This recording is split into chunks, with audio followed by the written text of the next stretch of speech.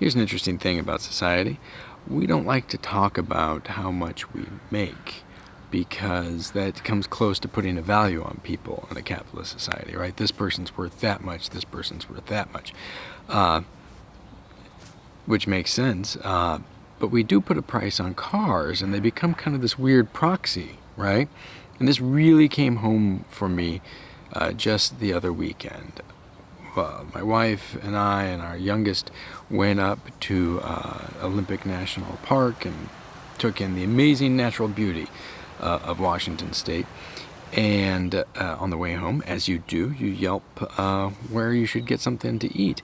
And we stopped in Aberdeen, which is a great town, and I love it. It's got bones. But, you know, it is the birthplace of grunge for a reason.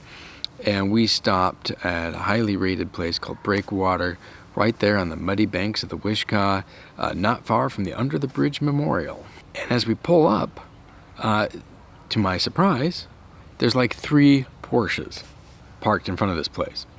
So I just drive by so I can turn around and park on the other side of the street.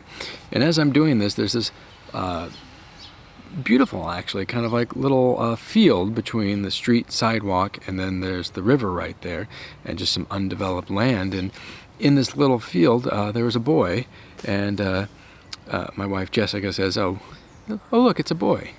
He's blowing bubbles." And I look over there, and he looks 8 or 9, and actually kind of looks like my middle son. And he blowing bubbles in the late afternoon on a summer's day. I mean, it's perfect. It's what kids should do, right? And then Jessica says, "Oh, I hope he's not sleeping in that car." But he totally was. It was clear as we pulled around that the Chevy Suburban parked right there was definitely his home, along with maybe mom or grandma and dad, or like a much older brother. You know, I'm not going to go harass them and ask all about their situation, but you know, it's just tragic, right? Here's this kid who's enjoying all of God's creation the same way we were earlier up in the park, but then he's gonna probably sleep in the Suburban, or maybe a shelter somewhere, and literally within 100 feet the streets parked up with these Porsches. Like, what are they doing in Aberdeen? Not that there's not wealthy people in Aberdeen, but the numbers are there.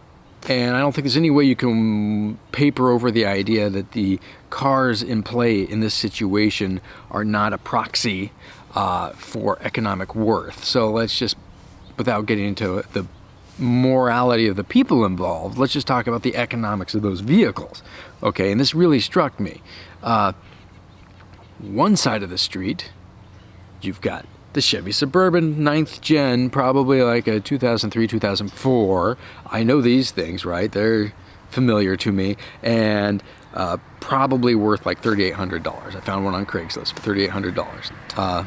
Probably hadn't been lived in. I imagine they'd take the value down, but just go with $3,800. Other side of the street, a Porsche Cayenne. Actually, I think there's like 3 of them. Some took off, but I did go take a picture, and I'll put that up.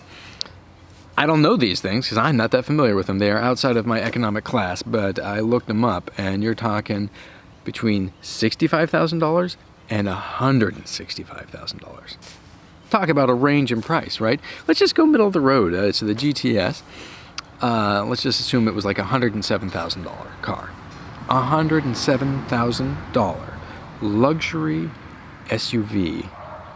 That kid's house, the place where he lives, the place where he sleeps with his family, is worth $3,800, and that car across the street's $107,000, and that's 28 times the value of this little boy's home. And like, what could possibly be going on in one family's life that's 28 times better and more valuable to society than that kid? Like, I don't think there's a justification for it. I'm not proposing a solution, but it's really struck me that you can kind of skip past all the niceties and just go like, well, let's just run the numbers here. Let's get on Craigslist, let's get on NADA or Blue Book, and we can figure it out. And it's a factor of 28, right there within, a block of each other at this fish and chips joint. And it is a great joint. It was kind of it was beautiful in its like industriousness, like if, it was not built to be a tourist spot. It was just a nice spot, and that's why we were all there, all of us as humans. That and the Union Gospel Mission was around the corner, and I suspect that's what the family's waiting for. And just to make myself feel like I did something and to actually do something, I made a donation to the Union Gospel Mission of Aberdeen, and I recommend you do. I'll put some numbers in the didgeridoo down here. There's several social welfare organizations right there in downtown Aberdeen, and I don't know, man.